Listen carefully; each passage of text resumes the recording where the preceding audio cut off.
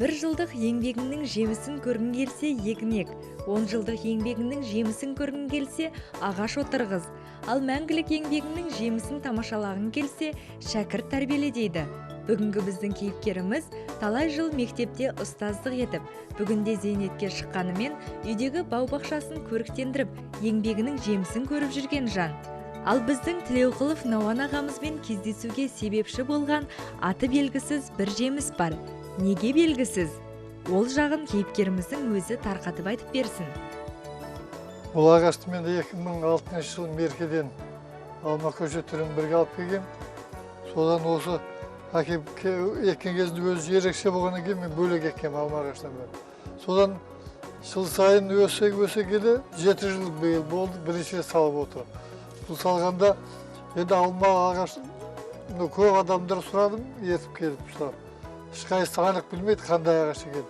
Көршілерден, орыс көршілерден сұрасын, біреу айва дейді, біреу кива дейді. Осы биыл салып тұр. Әлі сыртында түгі бар. Түктер түсіп өзі көгеріп келеді, бірақ өте қатты. Бұл қай уақытта пісетінін, оны енді құдай қаласа бұйырса жарып жеп көрерміз. Ендеше не алмаға, не алмұртқа ұқсамайтын бұл жемісті бірге жарып көрелік. Сыртқы қабығы өте қатты екен, ұшақ әрең батады. Қазір ішкі өзін көрейік. Дәнектер де өзі өзгеше міне. Bu neге ұқсас болды енді.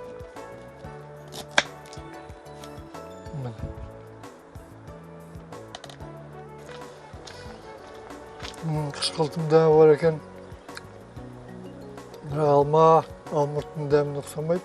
Енді көрген кісілер айтар шығар, біледі дешады, хабарласып атын атар.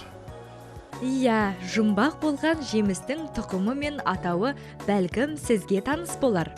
Ал бақшасын түрлі жеміс жидек, көкөністермен көркейтіп, зейнет жасында еңбегінің зейнетін көріп жүрген ағамыздың бойынан қуат, жүзінен шуақ кетпесін демекпіз.